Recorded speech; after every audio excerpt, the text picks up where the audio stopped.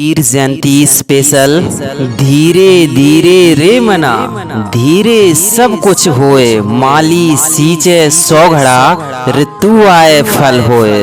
हे मन, किसी भी कार्य को करने के लिए एक उचित समय की सीमा की आवश्यकता होती है। उससे पहले कुछ नहीं होता। चाहे माली 100 घड़ों से सींचता रहे उस पेड़ को, उसमें ऋतु आने पर ही फल लगेंगे। दोस्तों, आज हम थोड़ा सा कबीर साहब के बारे में जानेंगे, उनके प्रसिद्ध दोहों के बारे में, जैसे जाति न पूछो साधु की, पूछ लीजिए ज्ञान। धीरे धीरे रे मना, धीरे सब कुछ होए, तिनका कभू न नीदिए, जो पाँव तरे होए। राम नाम की लूट है, लूट सके तो लूट। जैसे काल करे सो आज कर, आज करे सो अब, या साईं इतना दीजिए जामे कुटुम सब आए। या फिर दुख में सुमरन सब करें, सुख में करे ना कोई। और है अति का भला न बोलना, अति की भली न चूप। ऐसे ही हम और सारे जो दोहे हैं उनकी बात करते हैं आज। तो सबसे पहले कबीरदास जी का जन्म। ऐसा माना जाता है कि कबीरदास जी का जन्म उत्तर प्रदेश के काशी, जिसे हम वाराणसी या बनारस के नाम से भी जानते हैं, उसी के लहरताला या लहरतारा नामक जगह पर हुआ 1391 की समथिंग। कहते हैं कि उनका जन्म हिंदू परिवार में हुआ है और उनका जो परवरिश है या पालन पोषण है किसी मुस्लिम दंपति जिसे नीरू और नीमा के नाम से जानते हैं उनके द्वारा किया गया है। और इसीलिए उनमें कुछ हिंदू, कुछ मुस्लिम और भी कई सूफी संतों के ज्ञान का समाविष्ट दिखता है। कबीर साहब की पत्नी का नाम लोई था और उनकी संतानें कमाल और कमाली थीं। उनके कहते हैं गुरु जो रामानंद थे।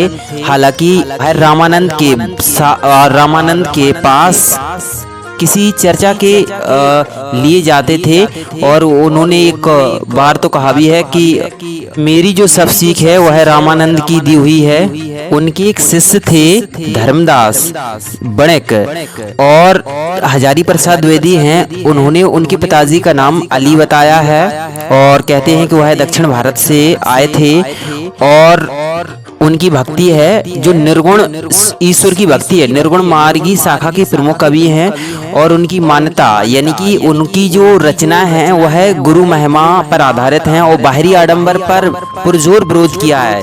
जाति, धर्म, संप्रदाय और ये सभी भेदभाव वाली नीतियों और जितने भी जो अंधविश्वास फैले हुए थे उस पर उन्होंने बहुत ही तगड़ा प्रहार किया है। उनका एक ग्रंथ है जिसे बीजक कहते हैं, उसी में उनकी सभी रचनाओं का संग्रह है जो 3 पार्ट में बटा हुआ है, जैसे साखी, शबद, समैनी।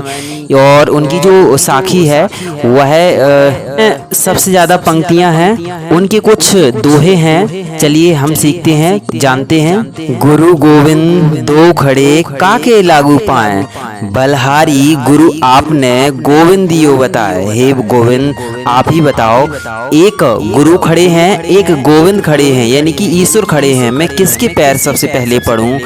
एक मेरे सामने जो स्वयं प्रभु का ज्ञान कराया वह खड़े हैं, तो मैं किसके लागू करूं सबसे पहले? अर्थात उन्होंने गुरु को ईश्वर से भी महान बताया है और यह सही भी है दोस्तों। कबीरा खड़ा बाजार में मांगे सबकी खैर, ना काहू से दोस्ती ना काहू से वैर। दुर्लभ मानुष जन्म है देह न बारंबार, तरुवर ज्यों पत्ता झड़े बहुरी न लागे डार। हे मनुष्य, यह मनुष्य का दुर्लभ जन्म है, अर्थात मनुष्य का जन्म मिलना बहुत ही दुर्लभ है और यह देह, यह शरीर बार बार मिलने वाला नहीं है। यह एक बार नष्ट हो जाए तो वह फिर मिलने वाला नहीं है। जैसे ज्यों तरु पत्ता झड़े, जैसे पेड़ से पत्ता झड़ जाता है, बहुरा न लागे का डार, तो वह फिर से डाल पर नहीं लगता। उसी प्रकार एक बार नष्ट होने पर पता नहीं कि वह कब हमारा दूसरा जन्म मिले या ना मिले, और मिले तो क्या पता कि वह जन्म है वह मनुष्य का हो, मानस का हो। जाति न पूछो साधु की, पूछ लीजिए ज्ञान, मूल करो तलवार का पड़ा रहने दो म्यान। देखिए मन की शुद्धता को लेकर उनका दोहा, मलमल धोए शरीर को धोए न मल का मैल। नहाए गंगा गोमती रहे बैल के बैल। अहंकार का क्या होता है देखिए इस दोहे में। कबीरा कहा गरबियो ऊंचे देखी आवास, कालई पर्यो भू लेटना ऊपरी घास जामे ऊपरी जामे घास। कबीरदास जी कहते हैं कि क्या होता है ऊंची आवासों पर गर्व करने से, ऊंची ऊंची बिल्डिंगों पर हमें गर्व अहंकार करने से एक समय आएगा कि यह समय के साथ सभी भूल लेट जाएंगे, यानी कि मिट्टी में मिल जाएंगे और इनके ऊपर घास उगाएगी, घास जमाएगी।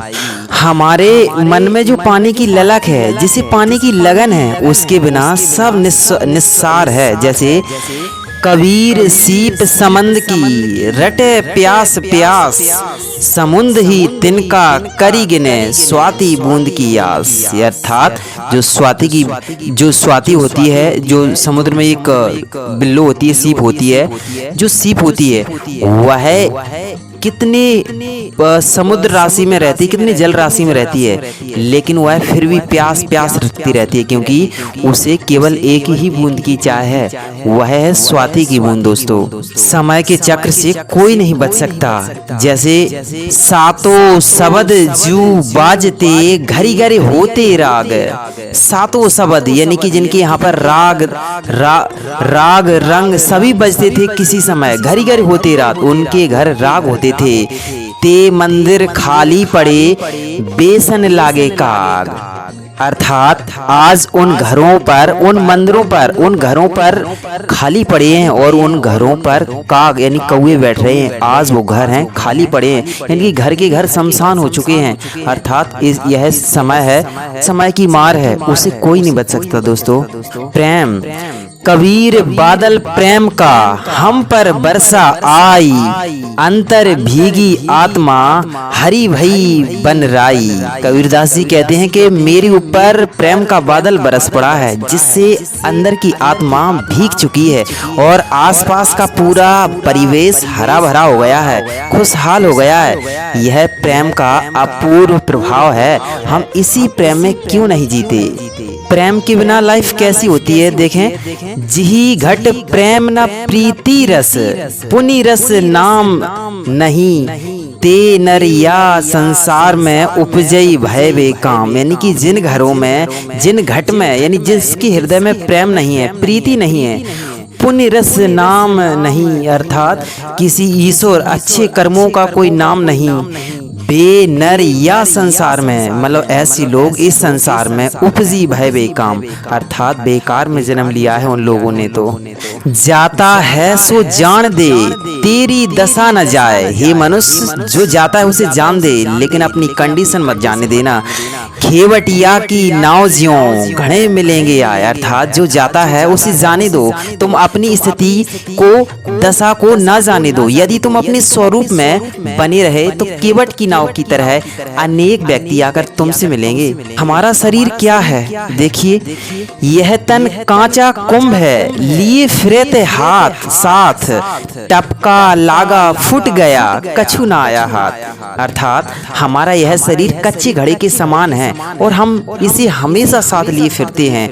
किसी दिन टपका लगेगा, अर्थात किसी ना किसी वजह से यह फूट जाएगा और हमारे हाथ कुछ नहीं बचेगा, अर्थात हमारा पूरा अस्तित्व ही नष्ट हो जाएगा। अर्थात इसलिए हमें इस संसार में अपने इस जो नश्वर शरीर है उससे कभी भी अहंकार नहीं करना चाहिए। दोस्तों, यह तन विष की बेलरी, गुरु अमृत की खान, शीश दियो जो गुरु मिले तो भी सस्ता जान। अर्थात कबीरदास जी कहते कि यह जो शरीर है वह विष और जहर से भरा हुआ है, गुरु अमृत की खान है। अगर अपना शीश देकर भी उसके बदले आपको सच्चा गुरु मिले तो यह सौदा भी सस्ता है। दोस्तों, अपने लिए गुरु की महिमा देखिए।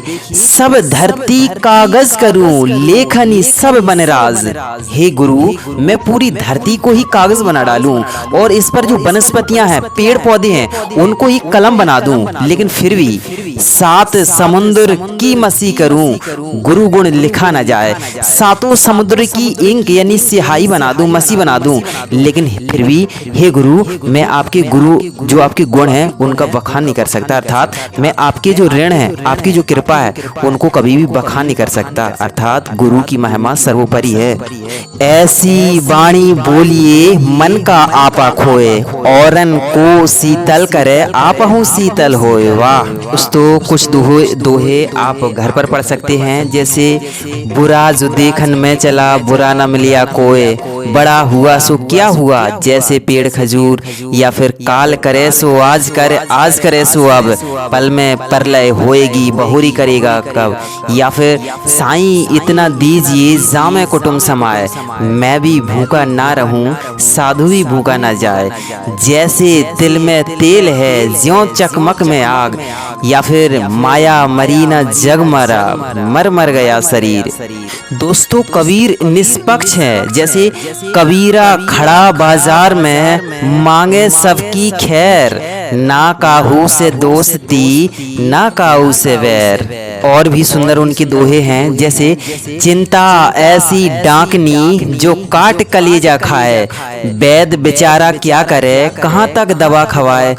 और भी हैं, आगी जो लगी समुद्र में धुआं न प्रकट होए, की जाने जो जरी मुआ जाकी लाई होए, अति का भला ना बोलना अति की भली न चूप, अति का भला न बरसना अति की भली न धूप, अति सर्वत्र वर्जते। हमें अपने शरीर की भी देखभाल करनी चाहिए, उसके लिए उन्होंने दोहा है, कबीर यह तनु जात है सके तो लेहू बहोरी, नंगे हाथों ते गए जिनके लाख करोड़।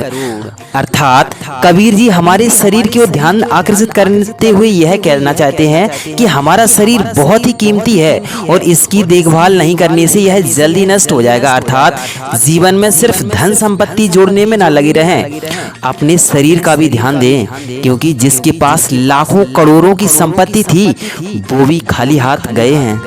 कबीर मंदिर लाख का जड़िया हीरे लाल, दिवस 4 का पीसना बिनस जाएगा काल।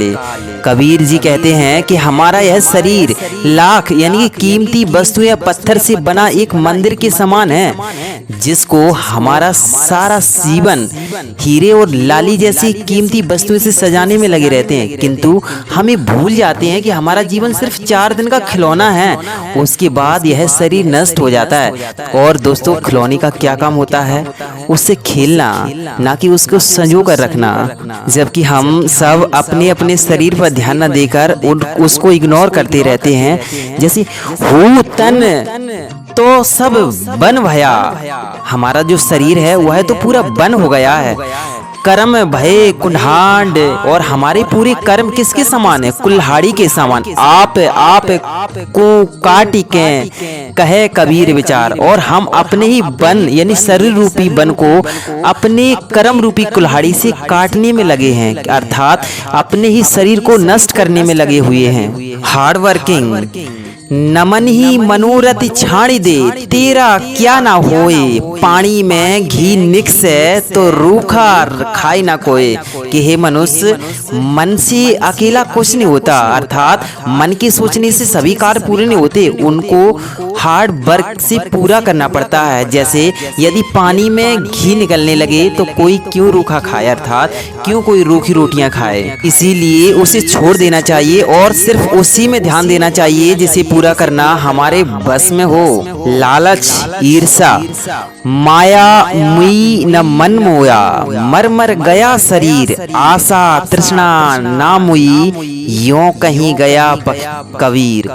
कबीर संत कबीर जी कहते हैं कि ऐसा मानना है और कहना है कि मनुष्य का शरीर बार बार मरता है, लेकिन उसका मन, उसकी आशा, उसकी तृष्णा कभी नहीं मरती। ये सब सिर्फ एक शरीर से दूसरे शरीर में ट्रांसफर हो जाते हैं। चरित्र क्या चीज होती है? चरित्र देखो, पतिव्रता मैली भरी, गले कांच की पोत, सब सखियन में यों दीपे ज्यों रवि शीश की ज्योत। अर्थात संत कबीर जी कहते हैं कि यदि कोई स्त्री पतिव्रता है तो फिर चाहे उसके गले में सुहाग के नाम पर सिर्फ कांच का एक माला ही क्यों ना पहने हो, या वो तन से मैली भी हुए, फिर भी वो अपने सभी सखी सहेलियों में सूर्य के किरण समान चमकती है। अर्थात जो स्त्री पतिव्रता है उसे सुंदर दिखने के लिए किसी भी गहने या सेज या किसी सजावट की आवश्यकता नहीं होती। इस संसार की सच्चाई कबीर हमारा कोई नहीं, हम काहू के नाही, पारे पहुँच नावजियों मिलके बिछड़ जाए। कबीर जी कहते हैं कि इस दुनिया को एक नाव बताते हुए कहते हैं कि इस संसार रूपी नाव में हमारा कोई नहीं है और ना ही हम किसी के हैं। ज्यों ही नाव किनारे पर पहुंचेगी हम सब बिछुड़ जाएंगे। अर्थात इस संसार रूपी नाव में हमारा अपना कोई भी नहीं है और ना ही हम किसी के अपने हैं। कोई भी इस संसार में सदा एक साथ नहीं रह सकता, एक दिन सबको अलग अलग होना ही पड़ेगा। The reality of the world, तेरा संगी कोई नहीं, सब स्वार्थ बंदी होई, मन पर तीती ना उपजे, जिस विश्वास ना होई। अर्थात कबीर जी कहते हैं कि तुम्हारा साथ देने के लिए इस दुनिया में कोई भी नहीं है, सब अपने स्वार्थ के लिए तुम्हारे निकट हैं। और जब तक तुम्हें इस सच्चाई का पता नहीं चलता तब तक तुम अपने आप पर, अपनी आत्मा पर विश्वास नहीं कर सकते। अर्थात मनुष्य इस दुनिया की वास्तविकता से, छल कपट से अनजान रहता है और जिस दिन उसे इस बात का ज्ञान होता है, ज्ञात होता है, उसके बाद से वह अपने अंतर आत्मा की ओर विश्वास करने लगता है। हमारी समझ देखिए क्या होती है। हमारी समझ, जब हम समझ लेने के लिए तैयार होते हैं, तो हमारे पास समय होता है तब समझ नहीं होती, और जब समझ होती है जब तक समय निकल जाता है। जैसे जब मैं था तब हरि नहीं, अब हरि है मैं नाही, सब अंधियारा मिट गया दीपक देखा माही। दृढ़ संकल्प संत न छाण संतई, जो कोटिक मिले असंत, चंदन भुवंगा बैठिया तऊ न शीतलता तंज। अर्थात सज्जन को चाहे करोड़ों दुष्ट पुरुष मिले फिर भी वह अपने भले स्वभाव को नहीं छोड़ता। चंदन के पेड़ से सांप लिपटे रहते हैं पर वह अपनी शीतलता नहीं छोड़ता। गुड कंपनी बैड कंपनी अर्थात संगति। कबीर संगति साधु की, जो कर जाने कोय, सकल वृक्ष चंदन भये बांस न चंदन होए। कबीर संग न कीजिए पाथर जल न उतराए, बदली सीप भुजंग मुख एक बूंद तिरभाए। अर्थात कभी भी हमें असंगति अर्थात कुसंगत नहीं रहना चाहिए, क्योंकि जो उसकी तुलना की है कबीर साहब ने पत्थर से, कि पत्थर कभी भी पानी में नहीं तैर सकता, जो खुद तैर नहीं सकता वह हमें क्या नैया पार कराएगा हमारी। दोस्तों, एक स्वाति की बूंद होती है, उसमें 3 क्वालिटी होती है। जैसी वह संगति में रहती है जैसा उसका रूप बदल लेती है। जैसे जब स्वाति की बूंद है जो एक नक्षत्र में गिरती है, तो स्वाति की बूंद जैसे केले के पत्ते पर गिरती है तो वह कपूर बन जाती है, सांप के मुंह में गिरती है तो वह विष बन जाती है, और वही जो समुद्र में रहने वाली एक बिल्लो या सीप होती है उसके मुख में गिरती है तो वह मोती बन जाती है। तो बूंद तो एक ही है, लेकिन संगति के बदलने से उसकी गुण या उसकी क्वालिटी है वह भी बदल जाती है। कबीर तन पंछी भया, जहां मन तहां उड़ जाए, जो जैसी संगति कर सो तैसा ही फल पाए। तन को जोगी सब करे, मन को बिरला कोई, सब सिद्धि सहजी पाइए, जो मन जोगी होए। अर्थात सरसित जो अपनी शरीर से तो दिखावटी फॉर्मेलिटी कोई भी कर लेता है, मन से करके दिखाए व्यक्ति। हमारा शरीर है वह नश्वर है, हमें उस पर कभी भी अहंकार नहीं करना चाहिए। जैसे हाड़ जले ज्यों लाकड़ी, केस जले ज्यों घास, सब तन जलता देख कर भया कबीर उदास। यह शरीर मानव देह अंत समय में लकड़ी की तरह जलती है अर्थात हमारा जो शरीर है वह लकड़ी की तरह जलकर नष्ट हो जाएगा, और जो हमारे जो सुंदर सुंदर बाल हैं वह भी घास की तरह तुरंत जल जाएंगे। अर्थात संपूर्ण शरीर को इस तरह जलता देख इस अंत पर कबीरदास जी का भी मन उदास हो जाता है, जिस पर लोग इतना अभिमान करते हैं, अहंकार करते हैं। जो उगया सो अंत वे फूलिया सो कुमलाया, अर्थात जो भी उगा इस धरती पर उसका अंत निश्चित है। फूलिया सो कुमलाए, और जो फूला है वह कुमलाएगा भी। जो चिनिया सो डही वह डही पड़े, अर्थात जिसकी चिनाई हुई, अर्थात जो जिसकी उठाई हुई है, उठाई यानी कि जिसका निर्माण हुआ है उसका विनाश भी निश्चित है। जो आया सो जा ही, अर्थात जो आया है उसको निश्चित ही जाना पड़ेगा। भूटे सुख को सुख कहे मानत है मनमोद, खलक चवैना काल का कुछ मुँह में कुछ गोद, अर्थात हम किस गफलत में जी रहे हैं और हम जिसको सुख मान रहे हैं वह तो सुख है ही नहीं, जबकि जो काल है, मृत्यु है, वह तो ये ऐसा कहते हैं कि वह तो ऐसा लग रहा है जैसे वह चना चबाते हुए आ रहा है कि कुछ हाथों में लिए कुछ मुंह में लिए है, और एक न एक हम भी उस चने के समान हैं जो किसी न किसी दिन उस काल के मुंह में चले जाएंगे। कबीर कहा गरबियो काल गहे कर केस, ना जाने कहाँ मारसी के घर के परदेश। कबीरदास जी कहते हैं कि क्यों गर्व करता है रे मनुष्य, काल गहे कर केस, तेरे केसों को, तेरे बालों को तो अपने हाथों से स्वयं काल पकड़े हुए, अर्थात मृत्यु पकड़े हुए। ना जाने कहाँ मारसी, ना जाने तुझे कहाँ मारेगा। के घर के परदेश, अर्थात घर पर या परदेश कुछ भी पता नहीं दोस्तों हम सभी को कि हमारी मृत्यु है कहाँ होगी कहाँ नहीं। पानी केरा बुदबुदा असमानस की जात, एक दिन छिप जाएगा ज्यों तारा प्रभात, अर्थात पानी केरा बुदबुदा असमानस की जात, जैसा पानी का बुदबुदा यानी पानी का बुलबुला होता है, असमानस की जात उसी प्रकार होता है मनुष्य का शरीर, जो कुछ समय के लिए दिखता है और नश्वर होता है। एक दिन छिप जाएगा, जैसे वह दिखता तो है पानी का बुदबुदा, लेकिन एक दिन छिप जाएगा ज्यों तारा प्रभात, उसी दिन हमारा शरीर है एक ना एक दिन निश्चित ही नष्ट हो जाएगा। इसीलिए हमें अपने शरीर से क्यों ना अच्छे अच्छे कर्म करते रहना चाहिए। दोस्तों इस संसार से कोई भी बचकर नहीं जाने वाला, मानी अभिमानी कोई भी हो, राजा हो रंक हो, उसी के लिए कबीर साहब ने एक बहुत ही सुंदर दोहा रचा है, जैसे क्या मांगू कुछ थिरा ना रहाई, अर्थात मैं क्या मांग लूं ईश्वर आपसे, कुछ भी तो स्थिर नहीं दिखाई देता। देखत नैन चला जग जाई, और मैं खुद मैंने अपनी आंखों से देखते देखते ना जाने कितने लोगों को खोते देखा है। यहाँ तक कि वह एक रामायण का एग्जाम्पल देते हैं कि 1 लाख पूत 1.25 लाख नाती, 1 लाख पूत 1.25 लाख नाती, उस रावण के दिया नवाती, यानी कि जो जिसकी 1 लाख पूत और 1.25 लाख नाती थे, उस रावण का आज इतना एक वंशज भी नहीं बचा है जो कि दिया और बाती जला दे उनके नाम की। अर्थात इस शरीर, इस संसार से हर किसी को विदा लेना, हर किसी को नष्ट होना है। यहाँ पर कोई भी मानी हो, अभिमानी हो, राजा हो, रंक हो, फकीर हो, सभी को जाना है। कबीरदास जी कहते कि मैं भी इससे पहले कहीं ना कहीं कभी ना कभी कोई ना कोई जरूर रहा होगा, जैसे सतयुग में सत सुकृत कह टेरा, यानी सतयुग में बताते हैं कि मेरा ये नाम होगा कभी या हुआ होगा।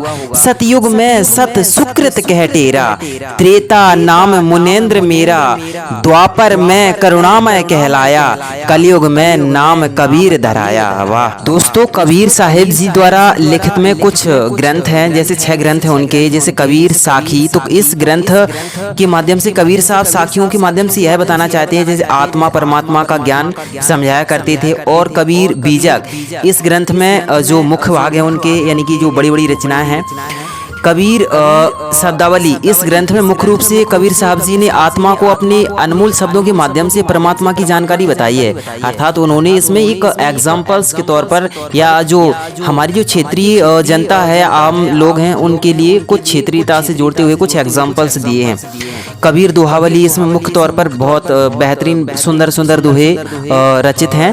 कबीर ग्रंथावली, इसमें जो कबीर के जो दोहे हैं, उनकी पंक्तियां हैं और उनकी जो उससे जुड़े हुए जो रचना है वह इसमें सम्मिलित है। कबीर सागर यह सूक्ष्म वेद है जिसमें जो परमात्मा की एक स्पेशल जानकारी मिलती है। क्यूरियोसिटी क्या होता है, जिज्ञासा। तो जिज्ञासा के लिए उन्होंने देखिए क्या कहा कि जाति न पूछो साधु की, पूछ लीजिए ज्ञान, मूल करो तलवार का, पड़ा रहने दो म्यान। कि आप तो जो कोई भी ज्ञानी पुरुष है उससे ज्ञान सीखो ना, क्यों बेफिजूल की बातों को कर कर उसका और अपना समय बर्बाद करते हैं। दोस्तों कबीर साहब का कहना था गॉड इज एवरीवेयर, अर्थात जो भगवान है, ईश्वर हैं, तो वो सभी जगह हैं। उस समय पर जो वहाँ के जो सम्राट थे उनको कई यातनाएं भी दी गई, उनकी बहुत परेशान भी किया गया, उन्हें सताया भी गया, लेकिन फिर भी उन्होंने अपनी रचनाओं के माध्यम से और सभी जनता को निडर और अभय होकर ऐसा पाठ पढ़ाया जिसके बिना भारत यह अधूरा अधूरा लगता है। दोस्तों कबीर साहब इतने व्यवहारिक तौर पर एक्सपर्ट या निपुण थे कि यूँ कहें कि वह चलते चलते दोहा रचित कर लेते। जैसे एक बार एक लड़की ससुराल से उसकी जो नई नई शादी हुई थी वह लौट रही थी या वो लौटी, तो वह अपनी सहेलियों सखियों के साथ जा रही थी और उन जो ससुराल से उसको उसके जो पति ने एक गिफ्ट में या उपहार में उसको एक बेसर या नथनी दी थी, जो नाक में पहनने की नोज रिंग होती वह दी थी। तो वह बार बार अपनी सखियों को उसकी प्रशंसा करते हुए बता रही थी कि देखो मेरे जो पति हैं उन्होंने मुझको एक गिफ्ट दी है, इतनी प्यारी सी गिफ्ट दी है। वह बार बार इसी चीज़ का जो बखान है वह कर रही थी। तो कबीर साहब पीछे पीछे आ रहे थे, तो उन्होंने जैसे देखा तो उन्होंने तुरंत एक दोहा कहा या दोहा जो रचित किया कि नथनी दीनी यार ने जाको सिमरत बारंबार, और नाक दीनी करतार ने जाको दय बिसरा। अर्थात नथनी जो नाक में पिरोने वाली है वो आपके भरतार ने दी, उसको बार बार सिमरती हैं, लेकिन उनको भी सिमर लिया करो कभी जिन्होंने आपको यह सुंदर नाक दी है, सुंदर शरीर दिया है, जिसमें आप ये गहने हैं वो पहन सके हैं या पहन रहे हैं। और दोस्तों एक बार की बात है कि इनका जो घर है वह एक जो कोठे वाली एक स्त्री होती है उस वैश्या के पास में था। तो वह क्या है कि जब वह अपने घर में भजन या जो भजन कीर्तन किया करते थे, लेकिन उसके जो कुछ यार दोस्त होते हैं जो मुजरा सुनने के लिए जाया करते थे, तो वह भी इनके भजनों को सुनकर इतने प्रभावित हुए कि वह भी इधर आने लगे। तो धीरे धीरे उस जो स्त्री थी उसकी जो ग्राहक हैं वह धीरे धीरे कम होने लगे। तो वह उससे नाराज होने लगी और वह उसे भला बुरा कहने लगी कि आप यहाँ से चले जाओ, मेरी जो एक जो कोठा है या मेरी जो मेरा जो काम है वह डिस्टर्ब हो रहा है, धीरे धीरे कम हो रहा है। तो उन्होंने कहा कि देखिए मुझे तो आपसे कोई दिक्कत नहीं है, आप चाहें तो आप जा सकती हैं। तो ऐसे उन्होंने अपने यार दोस्तों को बुलाकर उस वैश्या ने कबीर साहब के घर में आग लगवा दी। लेकिन दोस्तों हुआ ऐसा कि आग तो कबीर साहब के घर में लगवाई थी, लेकिन हवा ऐसी चली कि वह आग इनके घर से जा उड़कर या मतलब पहुंचकर उस वैश्या के जो सुंदर घर बना था, वो क्योंकि जो ग्राहक आते हैं तो उनके एक डेकोरेशन स्वागत के लिए जो सुंदर उनकी जो झालर या उनके जो पर्दे टंगे तो वह सभी जलकर राख हो गए। तो वह वैश्या आकर वह स्त्री आकर कबीर साहब को सुनाने लगती है। तो कबीर साहब कहते हैं कबीर और चिल्लाने लगती है गाँव में कि यह घर है कबीर साहब ने लगाई है, ये कबीर ने लगाई है कबीर। तो वह कहते हैं कि ना मैंने आग लगाई है ना तुमने आग लगाई है, ये तो अपने अपने यार ने अपनी अपनी यारी निभाई है। कबीर साहब ने आसपास के वातावरण से लेकर परिवेश से लेकर ही कुछ रचनाएं की हैं जो हमें तुरंत ही क्लियर या समझ आ जाती हैं। जैसे माटी कहे कुम्हार से तो क्यों रोधे मोए, एक दिन ऐसा आएगा मैं रोंदूंगी तो, या फिर लकड़ी कहे लोहार से तो क्यों बारे मोए, एक दिन ऐसा आएगा कि मैं बारूंगी तोए। दोस्तों हिंदुओं और मुस्लिम अर्थात आडंबरों पर भी उन्होंने कठोर प्रहार किया है। जैसे हिंदुओं पर किया है कि पाथर पूजे हरि मिले तो मैं पूजूं पहाड़, घर की चक्की कोई ना पूजे जाको पीस खाए संसार। अर्थात पाथर पूजे पाहन पूजे हरि मिले तो मैं पूजूं पहाड़, याते तो चाकी भली के पीस खाए संसार। यदि पत्थर पूजने से हरि मिले तो क्यों ना मैं पहाड़ पूज दूं। यदि पत्थर ही पूजना है तो उस चक्की को पूज लो जिससे हमें और इस पूरे संसार को पीस पीस के जो हम सभी को खाना खिला रही है, अर्थात आटा दे रही है। और भी है कि मूड मुड़ाया हरी मिले, सब कोई ले मुड़ाया। मूड मुड़ाने से अर्थात जो हमारे बाल निकलवाने से हरी मिले तो सब कोई ले मुड़ा, तो सब कोई क्यों ना मूड ही मुड़ा ले। बार बार के मुड़ते भेड़ा ना बैकुंठ जाए, अर्थात यदि मूड मुड़ाने से ही हरी मिले तो सबसे ज्यादा मूड तो किसके मुड़ते हैं? भेड़ के, क्योंकि उसके बाल निकालते हैं, बेचने के लिए जाते हैं, तो भेड़ को ही बैकुंठ क्यों नहीं मिलता फिर? देखिए आडंबर, माटी का एक नांग बना के पूजे लोग लुगाया, जिंदा नांग जब घर में निकले ले लाठी धमकाया। देखिए कबीर साहब के दोहे कि जिंदा बाप कोई ना पूजे, मरे बाप पुजवाए, मुट्ठी भर चावल लेके कौवे को बाप बनाए। दोस्तों आप समझना इसे कि हमने देखा एक अजूबा, मुर्दा रोटी खाए, समझाने से समझत नहीं है, लात पड़े चिल्लाए। दोस्तों कबीरदास जी ने आडंबर, अंधविश्वास, अंधभक्ति का विरोध किया है, हिंदू मुसलमानों का नहीं, अर्थात वह निष्पक्ष रहे हैं। हालांकि उन्होंने मुसलमानों पर भी प्रहार किया है, जैसे कांकड़ पाथर जोर के मस्जिद लई